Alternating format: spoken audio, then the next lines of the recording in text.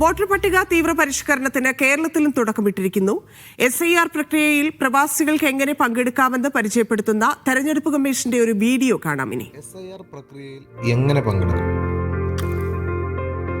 2025 October 27 വരെ voter പട്ടികയിൽ ഉൾപ്പെട്ടിട്ടുള്ള എല്ലാ വോട്ടർമാർക്കും എന്യൂമറേഷൻ ഫോമുകൾ നൽകുന്നതാണ്. BLO വീട്ടിലെത്തി നൽകുന്ന ഈ ഫോമിൽ വോട്ടറുടെ കുടുംബത്തിലെ ഏതൊരു മുതിർന്ന അംഗത്തിന് വേണമെങ്കിലും ഒപ്പിടാവുന്നതാണ്.